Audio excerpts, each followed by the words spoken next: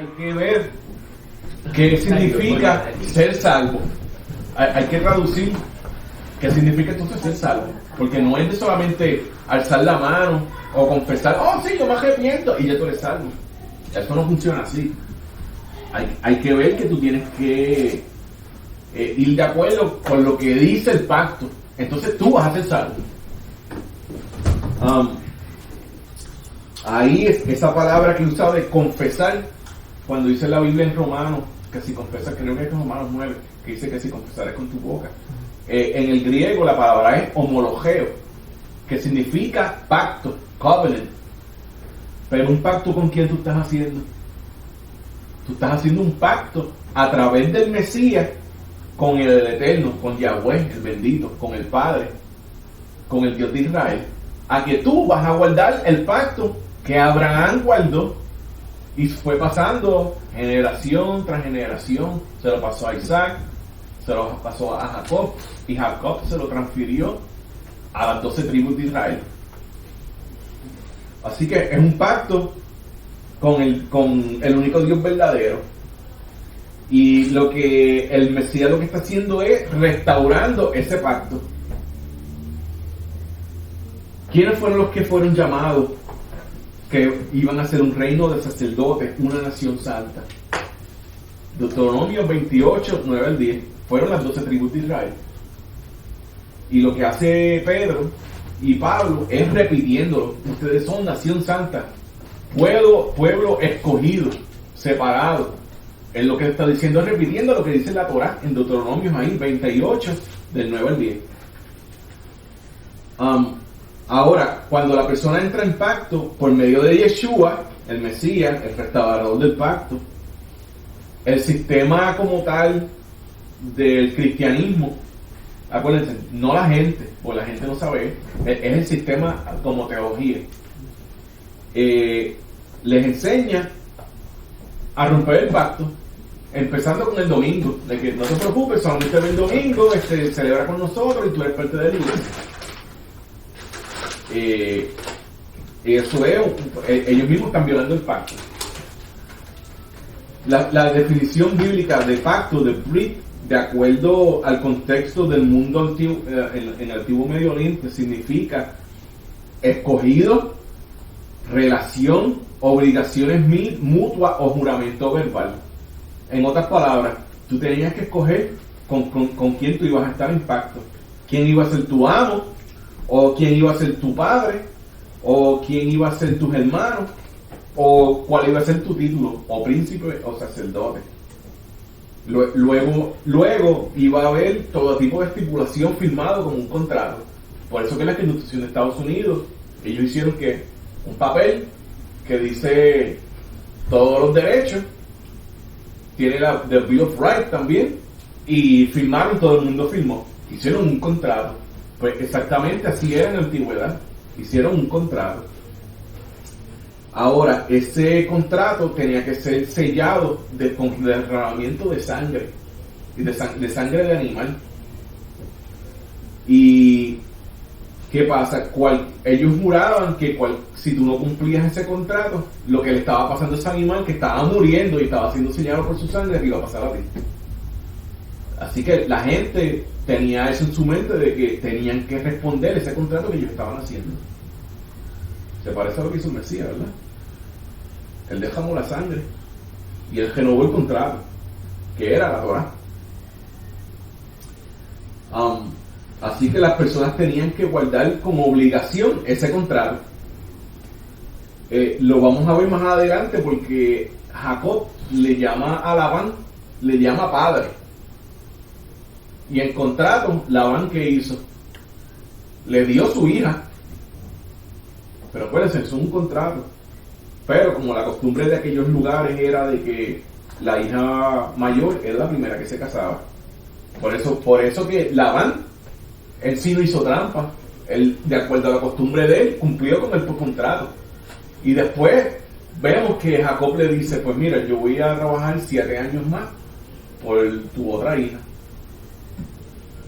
Y por eso fue que él hace un nuevo contrato más. Y vamos a ver que él hace otro contrato con las ovejas y las cabras. ¿te acuerdas que él escogió con las que estaban marchitas? Es contrato. Vamos a ver que él hace contrato con el Eterno, con el ángel de Yahweh. Pero es que, Entonces, se hace un pacto y se escoge la persona. Como cuando usted se casa, que escoge a su novia.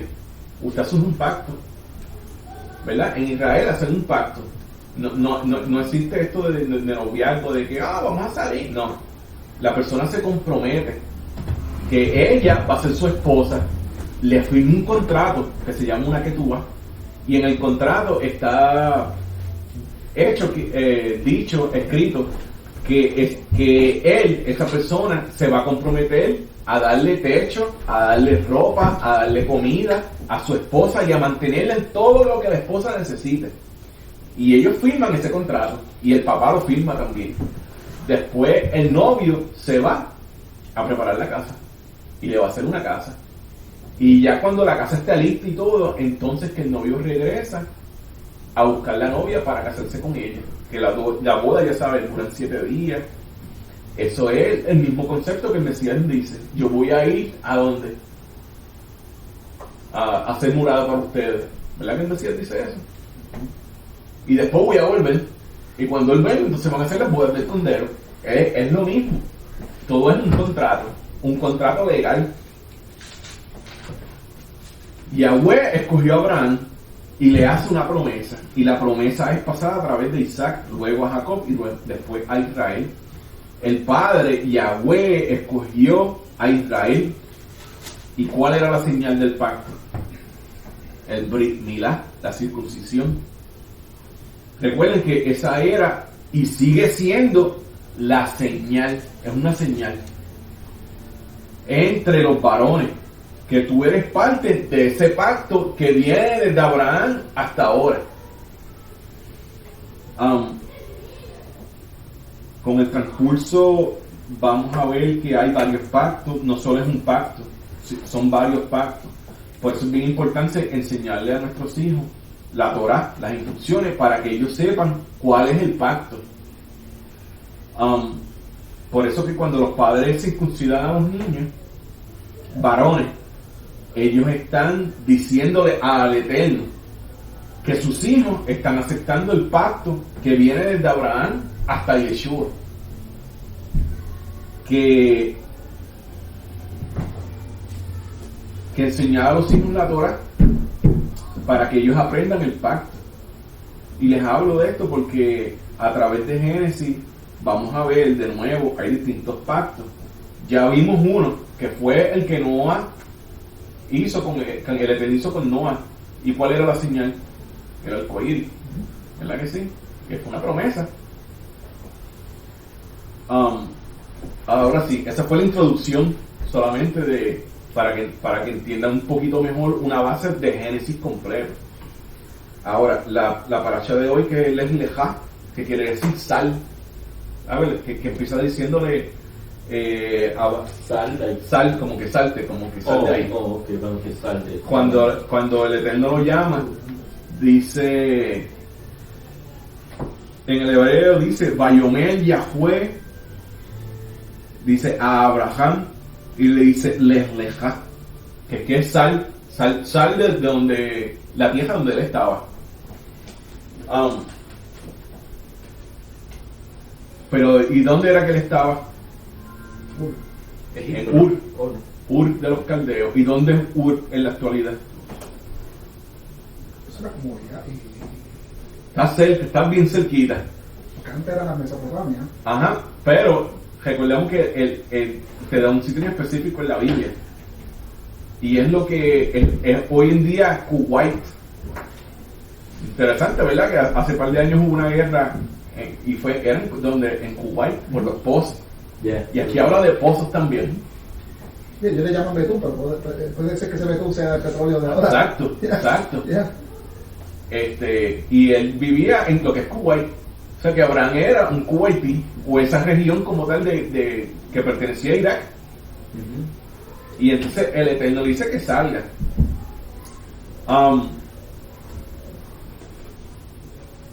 De acuerdo esto dice la asignación, de acuerdo con la Mishnah y el libro de Yasher, Nimrod, que era el nieto de Noé, era el rey de toda esa área completa de Mesopotamia.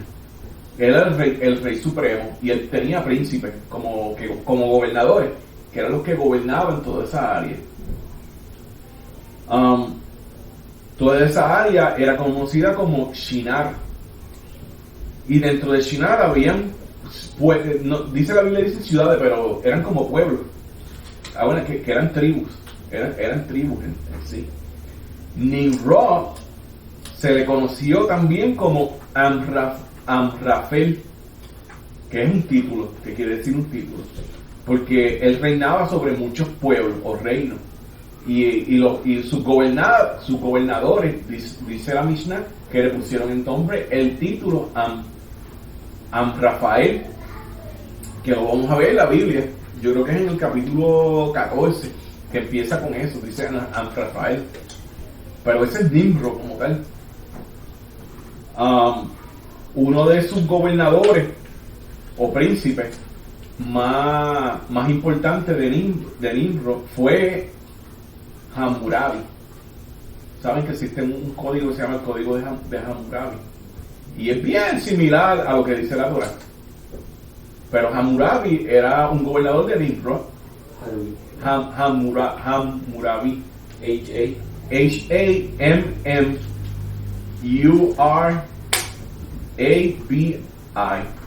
Hammurabi, y hay todo, hay el código de Hammurabi y esas cosas, y ellos se localizaban en esa región de Mesopotamia, y Yahweh le dice que lo bendecirá a Abraham, y que todas las familias serán benditas por medio de ti. Pero ¿cómo iban a ser benditas? Porque Abraham recibió la bendición de parte de Yahweh, pero Abraham tuvo que hacer algo.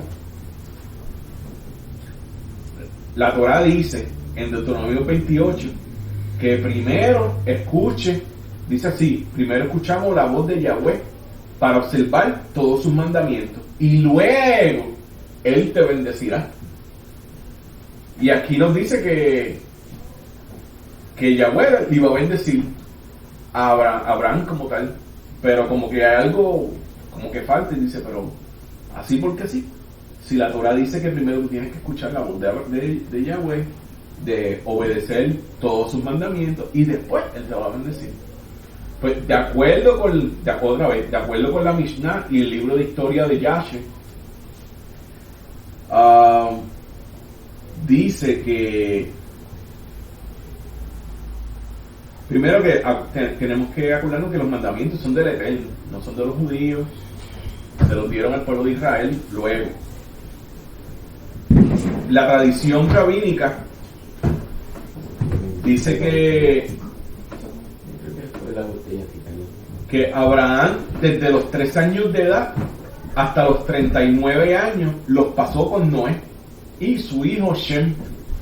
Y Noé, junto con Shem, le enseñaron los caminos del Eterno.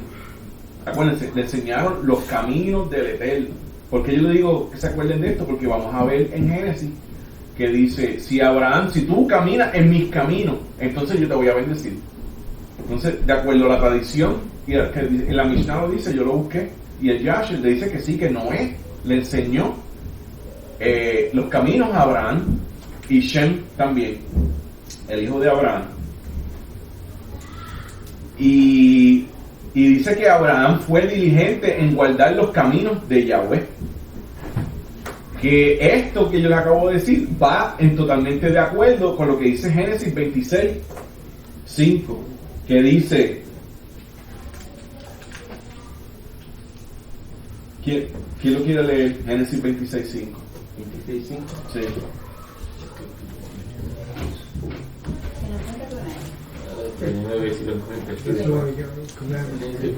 Mira, José va a encontrar. Dice, porque Abraham me obedeció y cumplió mis órdenes, mis mandamientos, mis leyes y mis enseñanzas. Entonces, esto va de acuerdo con lo que dice la tradición rabínica en la Mishnah y el libro de historia de Yasher. que de acuerdo a los rabinos, el libro de Yashar fue escrito por Eliezer, el siervo de Abraham, que lo escribió como un libro de historia. Y hay muchas otras cosas bien interesantes en ese libro, porque te da la edad que Noé murió. Te dice que Abraham estuvo bien, que Noé era como casi su padre, en otras palabras, y él fue el que lo enseñó. Así que, de acuerdo con esto, y cuando lo analizamos, el verso que dice que todas las familias de la tierra bendecirán por medio de él,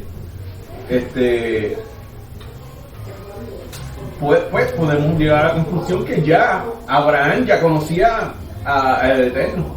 Por eso es que él está diciendo, pues, tú me oíste, tú caminas mis caminos y yo te voy a bendecir. Hay unas, ¿cómo se llama? Una instrucción primero. Es oírlo a él, caminar en sus caminos y después te bendice. ¿Qué pasa hoy en día? Hoy en día el sistema como tal teológico del cristianismo lo que te enseña es que tú aceptas al Mesías y tú pides y demandas bendición. Pero eso no es lo que dice la Torá. Y el Eterno eso no es lo que dice. El primero dice, si tú oyes primero mi voz y después tú haces caso, entonces yo te voy a bendecir. ¿Y cuánta gente yo he escuchado que están demandando? Señor, demandamos bendición sobre nuestras vidas y que sea, pero no quieren obedecer el pacto. Porque dicen, no, eso no es para nosotros estamos en la gracia. Y bueno, pero nosotros tenemos la fe de Abraham. Entonces hay que analizar qué es la fe de Abraham, cuál fue la fe de Abraham, porque fe es ser fiel a algo, y Abraham fue fiel a algo. Cuando tú estudias esa palabra emuná, que es fidelidad, es que ellos fueron fieles a los caminos del Eterno, a la Torá como tal.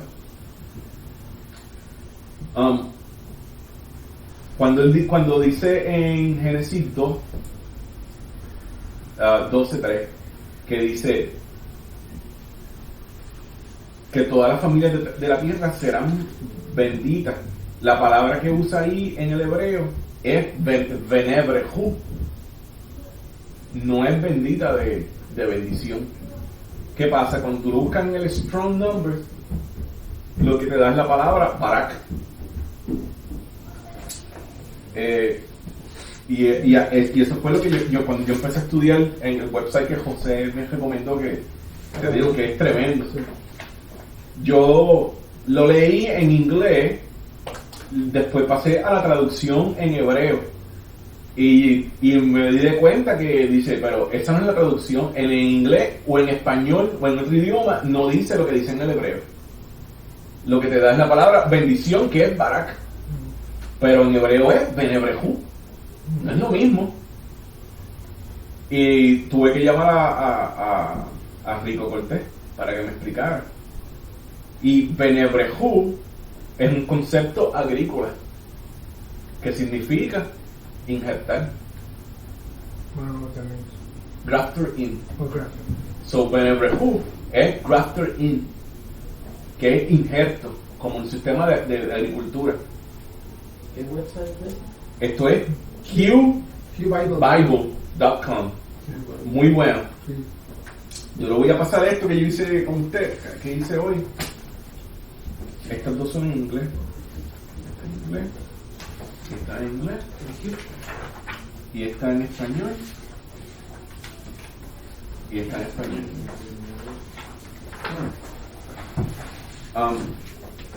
Quédense primero ahí en la primera página. ¿Cuál? ¿En este pedacito? Sí, en ese pedacito. Q-Bible. Pues, sí. La palabra ahí es benebrejut. Van a ser, que dice bendita, pero no es bendita, es injertadas en Abraham.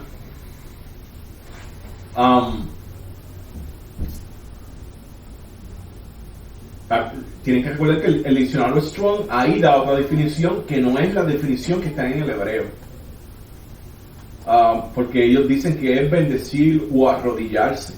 Y usan la palabra barak. B-A-W-R-A-K. Barak. Pero en el hebreo es benebrehud, que es va, nun, bet, rech, hat, bet, benebrehud.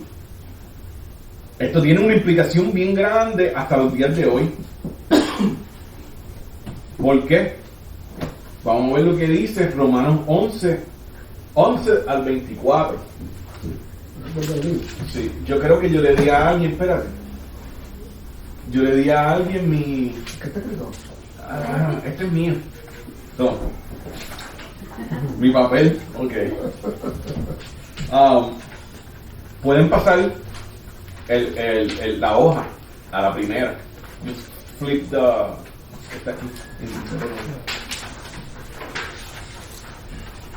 Dice Romanos 11 al 24, dice: ahora pregunto, esto es Pablo en la carta a los judíos de Roma.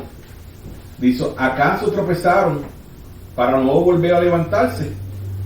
En cuestión al pueblo de Israel, él dice: de ninguna manera, más bien, gracias a su transgresión ha venido la salvación a los gentiles, para que Israel sienta celos.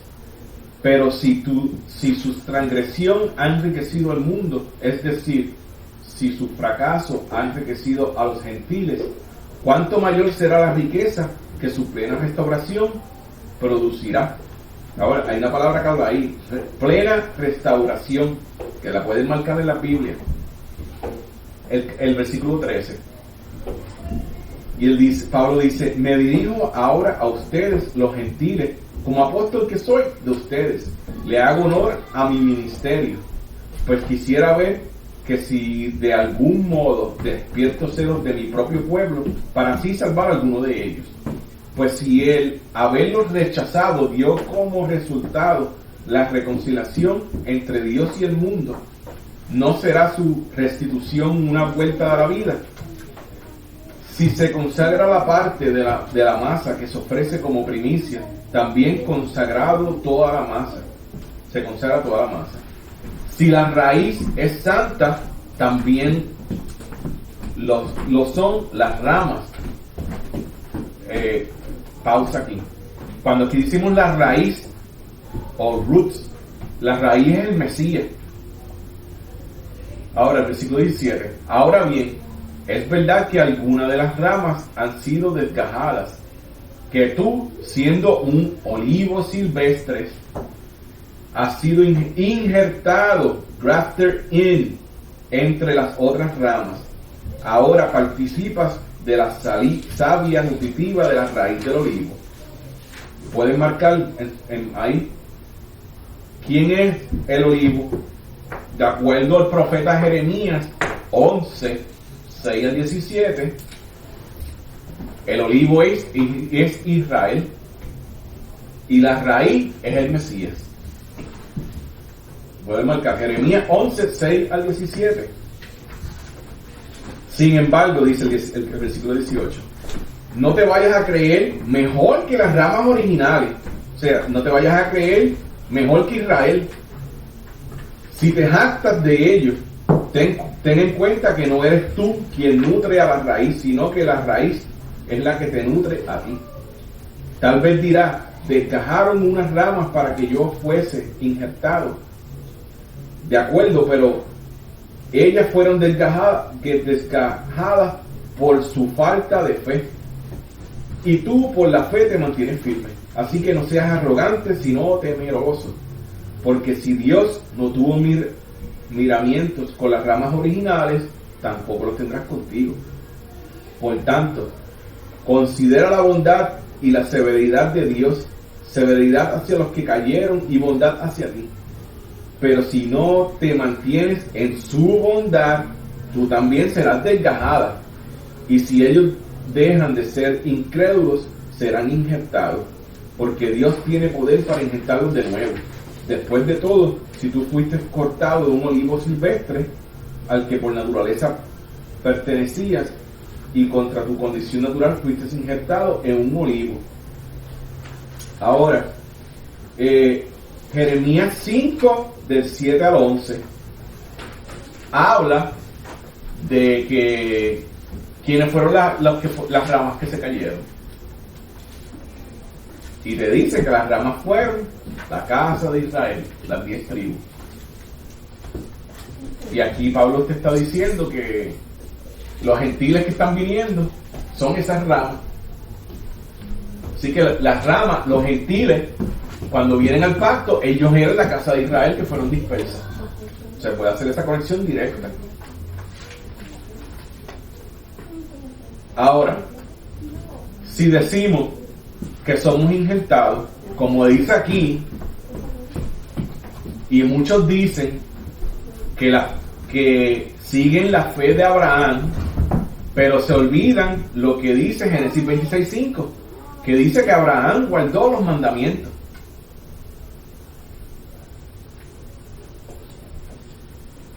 Y ellos y mucha gente dice, o dice, que no, nosotros tenemos la fe de Abraham. Sí, pero Abraham guardó los mandamientos, Abraham guardó los caminos, Abraham guardó la Torá, que se le fue transmitida desde Noé. Por eso él caminó con el Eterno. Y vemos aquí una conexión directa.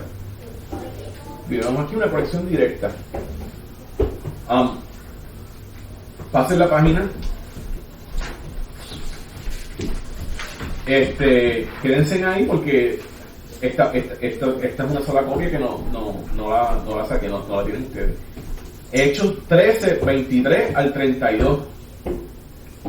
Hechos 13, 23 al 32. El 23 dice: de los descendientes de este, conforme a la promesa, Dios ha provisto a Israel un Salvador, que es Jesús, Yeshua.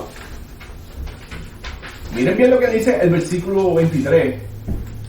De los descendientes de este, conforme a la promesa, Dios ha provisto a Israel un Salvador, que es Yeshua, Jesús. Y aquí dice a la promesa. ¿A qué promesa se está refiriendo? A la promesa que estamos hablando de aquí en el capítulo de Génesis 12, a la promesa de Abraham. What verse is it? That is Acts 13:23. 13.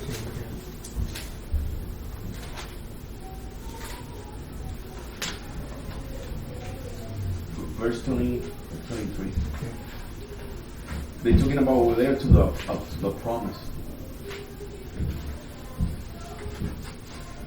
El 24 dice: antes de la venida de Yeshua, Johanán, Juan, predicó un bautismo de arrepentimiento a todo el pueblo de Israel.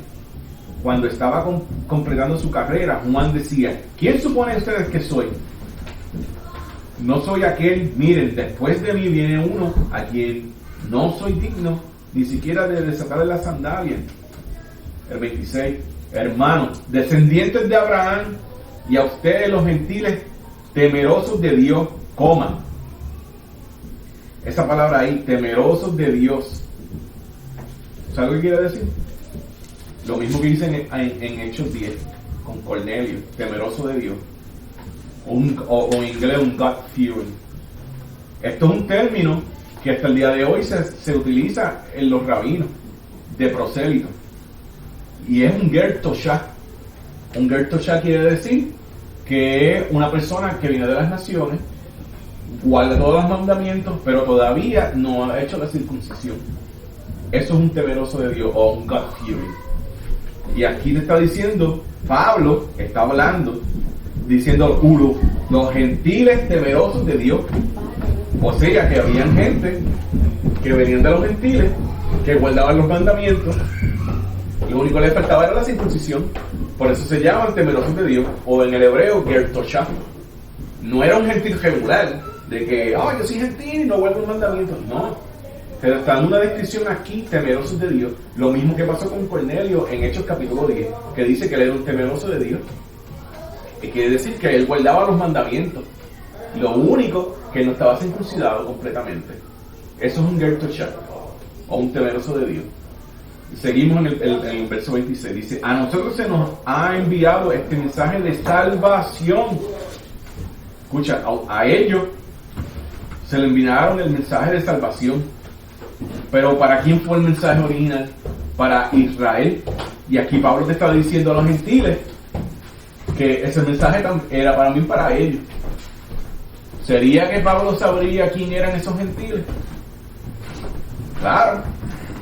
Él sabía que esos gentiles que estaban volviendo eran parte de las 10 tribus que fueron dispersas y nunca volvieron, que perdieron su identidad y se gentilizaron. Estaban fuera del pacto completamente. El verso 27 dice, los habitantes de Jerusalén y sus gobernantes no reconocieron a Yeshua, a Jesús. Por tanto, al condenarlo, cumplieron las palabras de los profetas que se leen todos los sábados. Aunque no encontraron ninguna causa digna de muerte, le pidieron a Pilato que lo mataran en un madero, después de llevar a cabo todas las cosas que estaban escritas acerca de él. ¿Dónde estaban esos escritos acerca de él? Isaías 53, el profeta. Lo bajaron del madero y lo sepultaron, pero Elohim, Dios, lo levantó entre los muertos. ¿Te acuerdas cuando yo estaba explicando ahorita lo de la confesión de fe en Romanos 9, que dice, si ustedes confesaran con su boca, si ustedes hicieran un pacto con su boca, que Yahweh lo levantó a Yeshua dentro de los muertos, entonces será salvo. Y aquí básicamente te lo está repitiendo nuevamente. Dice, pero Dios lo levantó entre los muertos. Durante muchos días lo vieron los que habían subido con él de Galilea a Jerusalén. Y ellos son ahora sus testigos ante el pueblo. Nosotros les anunciamos a ustedes las buenas nuevas, el evangelio, the good news, respecto a la promesa hecha a nuestros padres. ¿Cuál fue esa promesa? ¿Se acuerdan de la promesa de Abraham? Bueno, de que estamos hablando de la promesa que Dios le está haciendo a Abraham en Génesis 12. Ahora sí, la promesa, Hechos 26, 6 y 7. Perdón. En Gálatas 3:29 dice Pablo, si vosotros, esta es la traducción de la Reina Valera, si vosotros sois de Cristo, dice, del Mesías, ciertamente linaje de Abraham sois y herederos según la promesa. La palabra ahí linaje en el hebreo es será. Y será quiere decir esperma biológica de Abraham o semilla de Abraham. Y dice, y heredero según la promesa. ¿A quién fue el que se dio la promesa? A Abraham. Y Abraham se la pasó a Isaac, y a Isaac a Jacob, y a Jacob a las 12 tribus. Y ahí te está diciendo que si ustedes son parte del Mesías ahora, son parte de esa promesa. Eso quiere decir que los gentiles eran parte del pueblo de Israel. Lo que pasa es que perdieron su identidad cuando Dios le da la carta de divorcio. Acuérdense, Dios le da la carta de divorcio a Israel por la desobediencia y el pecado. Eso no quiere decir que Judá no pecó. Judá pecó, pero por la promesa que él le había hecho a David, que mantendría una luz en la casa de David encendida. Por eso él no se divorcia de Judá y solamente los envía por 70 años a Babilonia. Pero los asirios, cuando conquistan en las 3 diferentes incursiones, se llevan a las tribus, a las 10 tribus, y la única que Dios no se divorcia es Judá. Por eso es que ellos tienen todavía el pacto. Ahora sí, Hechos 26, 6 y 7. Mira lo que dice Pablo. Esto es cuando Pablo está preso y está delante de creo que Festo. Acts 26, 6 and 7. La Reina Valera dice, y ahora, por la esperanza de la promesa que hizo Dios a nuestros padres, soy llamado a juicio. ¿Cuál fue la promesa que hizo Abraham? ¿Te acuerdas? Promesa, dice el verso 7, cuyo cumplimiento esperan que han de alcanzar nuestras 12 tribus, sirviendo constantemente a Dios de día y de noche. Por esta esperanza hoy, rey Agripa, soy acusado por los judíos. Ahora, ahí dice bien claro que la esperanza y parte de la promesa es encalzar las 12 tribus. Y aquí en Pablo le está hablando a los gentiles. ¿Ve? Vuelvo y le digo, Pablo sabía que esos gentiles eran parte de las 12 tribus de Israel. Ahora, también se llama Efraín, o la casa de Efraín. La promesa, ¿cuál era la promesa? ¿O cuál era entonces el evangelio, las buenas nuevas? Era que el Mesías vendría a reunir a las 12 tribus de Israel desde los 4 esquinas de la tierra, de los 4 vientos, a las naciones que ellos fueron expulsados bajo un solo rey, Yahweh Hakatán o Yahweh Menor. ¿De dónde yo saco esto? Vamos a leer Jeremías 30 del 17 al 22. Jeremiah 30, 17, 22.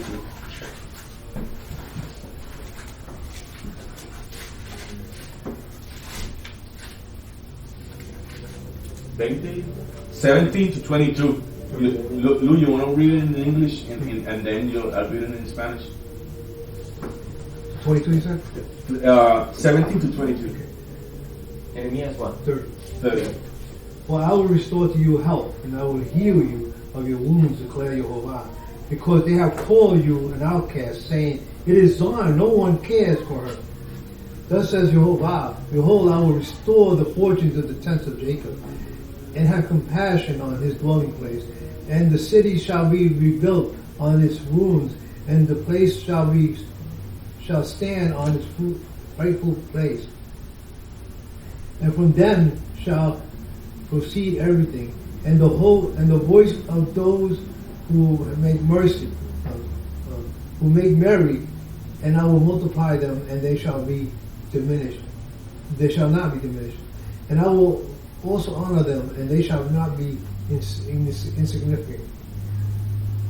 Their children also shall be as formerly, and the congregation shall be established before me. And I will punish all their oppressors, and their leaders shall be one of them.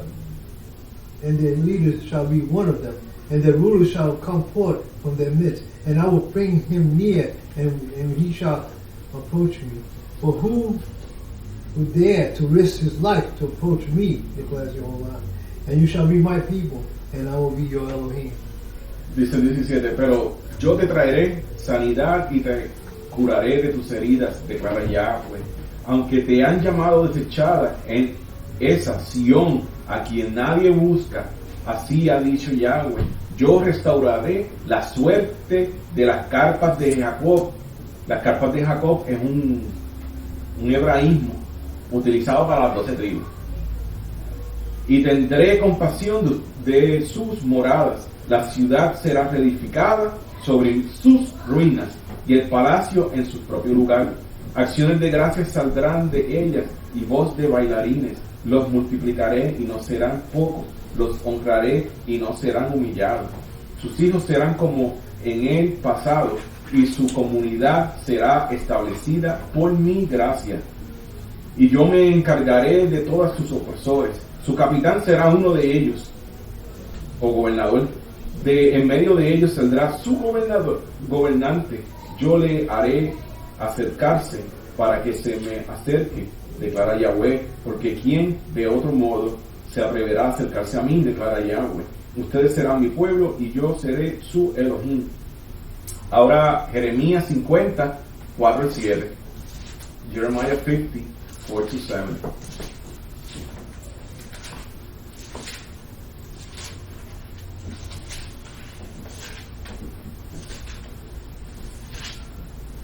Dice, en esos días es una referencia a ya cuando vaya a ser la restauración final de Israel. Dice, en esos días y en ese tiempo, declara Yahweh, vendrán juntos el pueblo de Israel y el pueblo de Yahudá, y llorarán cuando vayan a buscar a Yahweh su Elohim.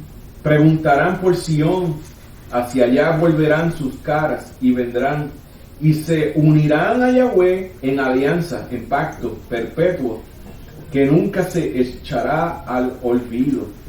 Ovejas perdidas era mi pueblo, sus pastores las extraviaron, las descarriaron por las montañas, anduvieron de monte en colina, se olvidaron de su prado, de su reposo. Todos los que los hallaban los devoraban, y sus enemigos decían: no se nos tendrá por culpa, porque ellos han pecado contra Yahweh, su verdadero prado, contra Yahweh, la esperanza de sus padres. ¿Se acuerdan de lo que estábamos hablando aquí en Hechos 26? ¿Cuál era la esperanza de los padres? Le decimos, ¿cuál es la esperanza de los padres y la promesa que Pablo está diciendo aquí? Esto es, la esperanza es de reunir a la casa de Israel y a la casa de Judá. Si se fijan, él está hablando de que las ovejas fueron dispersas en los montes y que eran destruidas por otros pastores. ¿Se acuerdan cuando el Mesías vino? Que el Mesías, cuando iba a predicarle, ¿a dónde iba?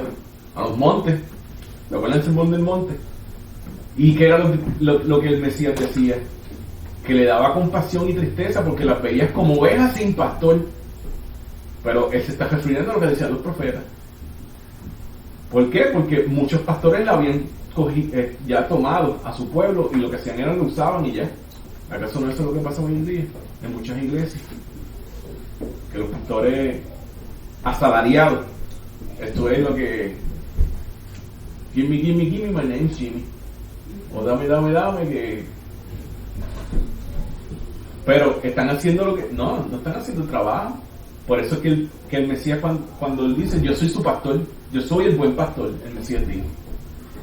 Entonces aquí está diciendo que cuando él vuelva, y en el Jeremías 30, que cuando él venga, él va a ser solamente él va a ser el rey en Israel y en Judá. Y esa es la esperanza de los padres. Él dice, aquí dice bien claro que esa es la esperanza de sus padres.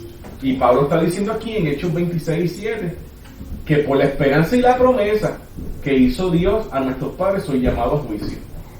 Que la esperanza era de alcanzar las 12 tribus de Israel. ¿Ves? Las 12 tribus. Ese es el buen mensaje. Ese es el evangelio. Es cuando dice, vamos a evangelizar. Eso es el mensaje. Que el Mesías vino a reunir a las 12 tribus de Israel y llevarlo a la observancia de la Torah. Porque los profetas dicen, Isaías, Abdías, Zacarías, dicen que desde Sión saldrá la Torah, desde el monte de Sión, desde Jerusalén hacia todas las naciones. El Mesías lo va a enseñar. Ese era el trabajo del Mesías. No es venir a clavar, como dicen, ya acabó la ley y la Torah en la cruz y ya no hay que hacer la nueva. Eso fue la doctrina, específicamente de la Iglesia Católica hizo. Así que apunten, que tienen eso apuntado, que como referencia, cuál era la promesa de los padres. La promesa que viene desde aquí, Génesis 12, que le da el Eterno a Abraham. El verso 7 dice, Yahweh se le apareció a Abraham y le dijo que le asignaría la tierra a su linaje, y Abraham edificó un altar. Interesante, porque Abraham puso un altar. ¿Cómo Abraham sabía hacer un altar y sacrificio? Nuevamente, hay que entonces tenerlo por histórico, el libro de Yashi, y lo que dicen, bueno, los rabinos de la Mishnah, que entonces sí, en efecto, Abraham ya había aprendido con Noé y con Shem. La palabra ahí, linaje, es nuevamente, en el Strong, el H2232, es será, semilla, dice, semilla, fruto, planta, cosecha, esperma biológica. Eso es la traducción del Strong. ¿Cómo afecta esto hasta el día de hoy? Por lo que dice, por lo que yo leí en Hechos 13 aquí, que dice, conforme a la promesa de Dios, aprovecha un Salvador para Israel. O sea, si ellos dicen, nosotros somos linaje, Gálatas que dice, 3:29, si vosotros sois del Mesías, ciertamente linaje de Abraham soy, y herederos según la promesa. ¿Qué le está prometiendo aquí en Génesis 12, que él le daría la tierra de Israel, a él y a su descendencia. Y Pablo te lo está conectando aquí, que en Gálatas 3:29 dice que ustedes son parte del linaje y parte de la promesa. Ahora, la pregunta que le hago a ustedes, entonces ¿tendremos derecho de haber entonces heredar la tierra de Israel? Divine. We have to go, Do we have the right? to go to claim the land of Israel, or we going to heaven?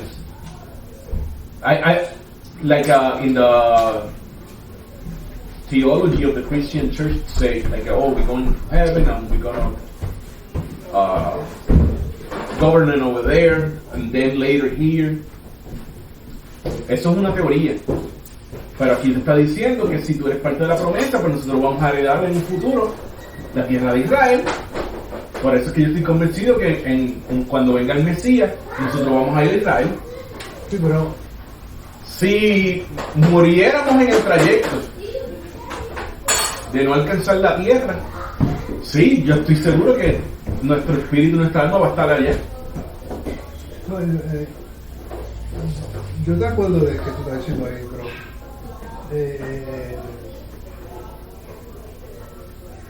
tiene que ser nuevo Israel, porque Dios dijo que va a destruir todo Sí, todo va a ser destruido. Todo se destruye en un tiempo. Todos los elementos van a ser. pero va a ser de nuevo.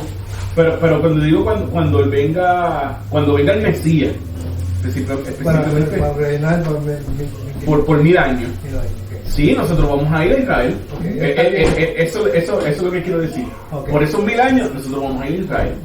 Después de los 1000 años hay que esperar porque no sé.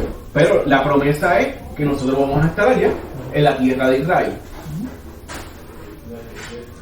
Porque aquí en Gálatas 3:29 dice que si ustedes pertenecen al Mesías o son de Cristo, ustedes son parte del linaje, de la cera, de la semilla de Abraham y herederos de la promesa. ¿Cuál era la promesa? La tierra de Israel. Esa es la promesa, que nosotros heredaríamos esa tierra.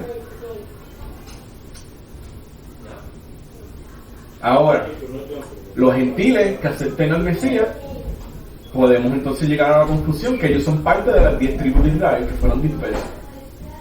Ahora tienen que entrar al pacto. Si ellos dicen que ellos tienen la fe de Abraham, tienen que hacer lo que Abraham hizo. Y Abraham escuchó la voz, o lo obedeció, caminó en sus mandamientos, y después entonces fue bendecido. Tenemos que hacer eso. Tienen que hacer eso, si no, no hay como que ¿cómo se llama? No hay una opción B. No, la Torah dice y Moisés dice que la misma Torah se la va a aplicar al extranjero como al ciudadano, al nativo. Revelaciones o Apocalipsis 5:10 dice: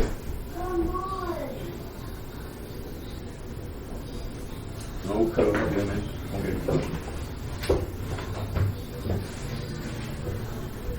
Le pongo esto en Revelaciones 5:10 porque muchas veces cuando hablan de Apocalipsis la gente no analiza a profundidad lo que quieren decir las palabras. 5:10 dice: tú has constituido un reino y sacerdote para nuestro Elohim y reinarán sobre la tierra. En ninguna parte dice reinarán sobre el cielo, dice reinarán sobre la tierra, que va de acuerdo con lo que dice el profeta Ezequiel en el capítulo 37 del 24 y el 25, que dice: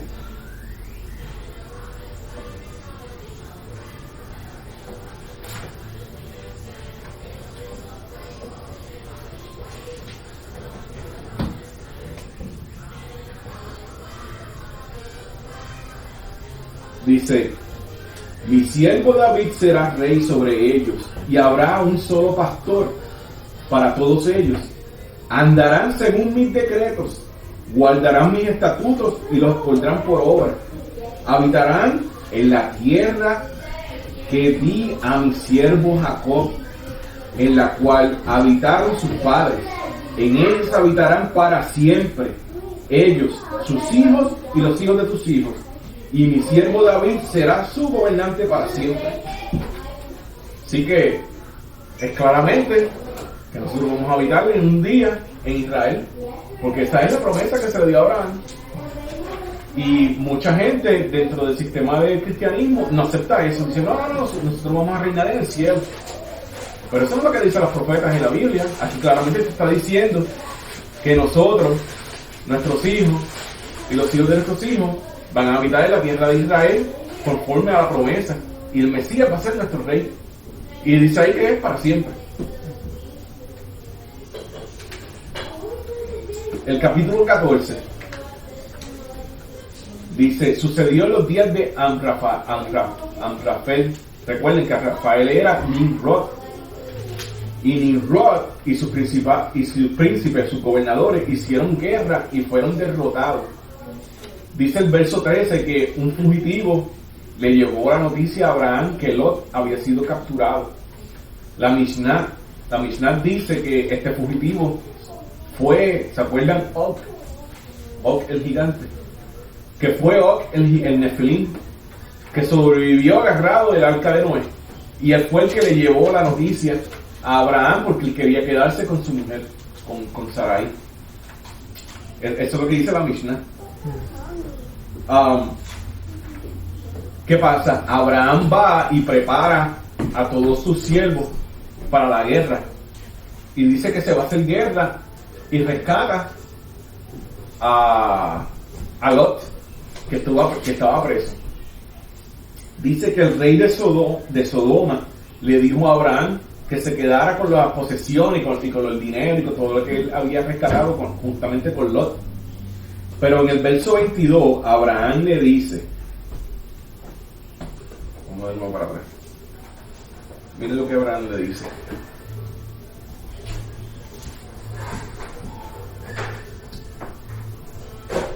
Dice: pero Abraham le dijo al rey de Sodoma: le juro a Yahweh, el Elión, el creador del cielo y la tierra, que no tomaré ni siquiera el cordón de una sandalia de lo que te pertenece. No dirás que tú fuiste quien me enriqueció. Para mí nada más que lo que han usado mis servidores. En cuanto a la parte de los hombres que fueron conmigo, Aner, Escol y Mamre, que tomen su parte. ¿Por qué Abraham le dijo eso? Porque de acuerdo a los pactos del mundo de antigüedad, si Abraham hubiese aceptado esto, se comprometía y estaría haciéndole un pacto con ese rey de Sodoma, y estaría rompiendo el pacto que había hecho brevemente con Yahweh. Por eso Abraham le dice: yo solamente le respondo a él, y él es el que me da todo y me sostiene todo, no eres tú. Por eso es que Abraham le contesta de esa manera. Pero hay que entender lo que desde la antigüedad, si tú estabas algo de otra persona, tú estabas haciendo como un trato con un pacto. Tú estás haciendo un trato conmigo, ok. ¿Te acuerdas que muchos indios aquí en Estados Unidos tenían la costumbre de que, y en otras naciones, de que tú le dabas algo y ellos que siguiendo te daban algo para atrás? Ya, ahora somos amigos. Toma, fuma la pipa del pacto. Ellos sellaban con ¿qué? Con fuego, pero también con sangre. Y así eran en los tiempos de la antigüedad. Era como que Lu me da algo y yo le doy algo para atrás, ya somos amigos. La mano y Jacob hicieron un trato, ¿sí? Ajá. Y todavía, si tú te das cuenta, en otros aspectos, todavía hasta el día de hoy, todavía es así. Pero Abraham le dice: no, yo no quiero nada de ti, porque él es el que me da todo. El rey, en el mismo 14 dice: el rey de Salem, de la orden de Melquisedec, que significa rey de justicia, le trajo a Abraham pan y vino. Y dice la palabra que él era sacerdote del Eterno, del Altísimo. De acuerdo a la Mishnah, a los rabinos, este fue Shem, hijo de Noah. Y mi opinión y mi teoría, yo estoy de acuerdo con ellos, Porque si ustedes leen ahí, él dice que Melquisedec se encontró con él. ¿Cómo él sabía quién era Abraham? La primera pregunta. Tenía que conocerlo de algún sitio. Segundo,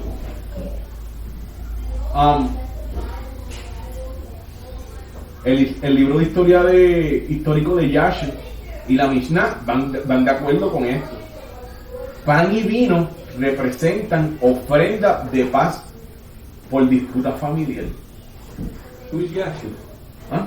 Yasher, un libro histórico que menciona Samuel y lo menciona Josué. Y era un libro que ellos tenían como de historia y lo usaban en aquellos tiempos.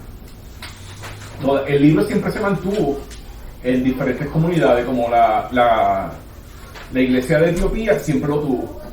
Por eso el libro nunca se perdió. ¿Y cómo se escribe eso? Hacer o hacer. Yo lo tengo. Está en inglés y en español. Ok. Yeah. Es con Y o con J, Yasher. Yes. Miren esto. JSPEO. Esto fue buscando y esto es de Joseph. Mira,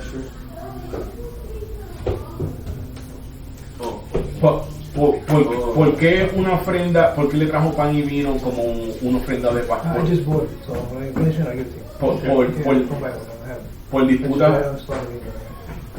Por disputa familiar. Porque Abraham había derrotado al rey de Elam, que aquí dice, esto lo dice aquí en Génesis 14, que se llamaba Kedor Laomer. ¿Y quién era? Si nosotros buscamos, analizamos bien, en Génesis 10:22, este hombre descendía directamente de la línea de Shem. Cuando dice, y esta es la descendencia de Shem, vamos a buscarlo. Génesis 10:22.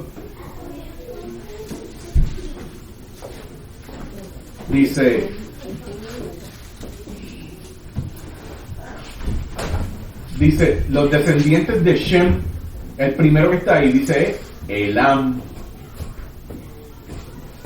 Y si tú buscamos aquí en el capítulo 14, dice, y sucedió en los días de Amrafael, rey de Shinar, del rey Ariocob de Eleazar, y aquí mismo, el rey Kedor Laomer de Elam. Podemos ver que Elam es un descendiente directo, es el hijo de Shem. Y esto quería hacer que había una guerra entre clanes familiares. Y el sacerdote de Melquisedec está haciendo una tregua de paz, está haciendo como una ofrenda de paz. Por eso es que le trae pan y vino a Abraham. Y yo concuerdo con los rabinos que dicen que era Shem, porque si él no era Shem, ¿por qué él está haciendo esto? Porque es el hijo de él. Él está diciendo, ok, mira, yo te voy a traer esta ofrenda y ante el Eterno esto significa paz, para que tú no hagas más guerra contra mi hijo. Por eso yo estoy de acuerdo con los rabinos que el Melquisedec de aquel tiempo era Shem. Recuerden, Melquisedec es un título, es un título de la orden de sacerdote. Que era Melquisedec, que era una orden sacerdotal que viene desde el templo celestial. ¿Y quién fue el primer Melquisedec en la tierra? Adán. Después Adán se lo pasó así a sus hijos. Por eso yo creo, y eso es mi opinión, yo respeto la opinión de todo el mundo, pero que este Melquisedec de este tiempo era Shem. ¿Quién es el Melquisedec actualmente? Hebreos dice que es Yeshua, que él se sienta en la diestra del Padre, oficiando el tabernáculo o el templo celestial allá arriba. Y él es el Melquisedec ahora. Está en el Salmo 110 está también. Ok, el Salmo 110. Sí. Por eso que el Melquisedec es una orden sacerdotal, como hoy en día hay tantas órdenes de sacerdotes en diferentes religiones, la católica que tiene varios, tiene los jesuitas, los franciscanos, dentro del budismo tienen los monjes budistas.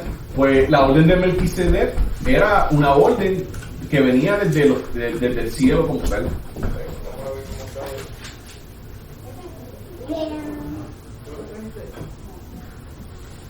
Está en 110.4. Ok. 110.4. ¿Qué dice ahí si lo puedes leer? Dice, Yahweh ha hecho un juramento y no va a desdecirse. Tú eres Cohen para siempre, de la misma clase de Melquisedec. Ok. La misma orden. Es que esta oración es media sí. mala. Pues podemos ir que es una orden de sacerdote, no es en sí como que el nombre singular de una persona. Y ya saben que Salem era Jerusalén. Lo que pasa es que cuando después se le cambia el nombre más adelante, ¿te acuerdas cuando Jacob le dice, tú serás Yeshurun?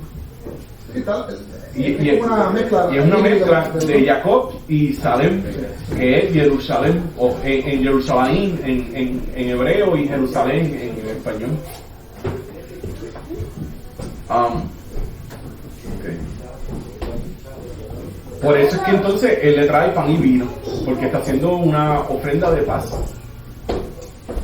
El capítulo 15 dice que el pacto que hace Yahweh con Abraham, con sacrificio y con de animales y antorcha de fuego. ¿Se acuerdan cuando Yahweh bajó en el monte Sinaí a entregar la Torá a Moisés por escrita? Que dice que él bajó en forma de fuego. Al igual que lo que sucedió en Shavuot con Pentecostés, con los discípulos, que él bajó en forma de lenguas de fuego. Así que vemos aquí que Yahweh baja en forma de fuego otra vez y hace un pacto con Abraham, y él dice que él pica a los animales y él cruza por medio del fuego. Eso es un pacto que él está haciendo con Abraham. Él está cruzando. Lo mismo que cuando pasó el ángel y mató a los primogénitos. Por eso es que se llama Passover, porque él pasó y pasó por encima de ellos, el Pésamo. Pues él está haciendo un pacto con Abraham. Vemos también que dice que Yahweh se le apareció a Abraham, y que Abraham en muchas Biblias dice que lo adoró. Pero lo que dice en el hebreo, la palabra adorar no es esa. La palabra dice Ishbach Habat, que quiere decir que él se le postró en reverencia, como si fuera el rey. Eso fue lo que hizo Abraham. Y él se aportó completo, se tiró. Which one you talking about? Mention that? No. Esto es cuando Abraham se le aparece, cuando Yahweh se le aparece a Moisés, y se le aparece varias veces. ¿Cómo se llama? Abraham. Aquí en el capítulo 15 dice, algún tiempo después vino la palabra de Yahweh, ahí mismo, la palabra, esa palabra ahí en el hebreo es Memra, y Memra quiere decir lo que se traduce como Dabar en el griego, que es la palabra. ¿Y quién dice Juan que era la palabra? Yeshua. Así que vemos que Yeshua, recuerden que el nombre Yeshua es con la misión que él iba a venir, a salvar. Pero aquí está usando el nombre del papá. Yahweh se le apareció a él. Y si vemos, José tiene un estudio bien interesante, que yo estuve bien de acuerdo con él. ¿Quién es el que saca al pueblo de Egipto? ¿Quién es el que se aparece siempre? Usando el mismo nombre. Que él nunca dice, cuando lo adoraban, él nunca decía, no me adores. No decía nada. Sin embargo, cuando otros ángeles se aparecían a llevar un mensaje, y los israelitas se postraban a adorarle, ellos rápido le decían, no me adores, que yo solamente soy un mensajero. Pero aquí, a él no decía nada. El que se le presentó a Josué, que él dice, yo soy el comandante del ejército de Yahweh. ¿Y qué hizo Josué? Dice que se quitó las sandalias, se arrodilló y lo adoró. Así que aquí vemos que el que va a venir luego como Yeshua es este que está aquí presentándole siempre, el que adoró la salsa a Moisés. Todo. El que vino como Yeshua. Pero los profetas dicen Abdías dice, Zacarías dice, que cuando él venga de nuevo, como Ben David, él ya no viene usando Yeshua, viene usando de nuevo el nombre del papá.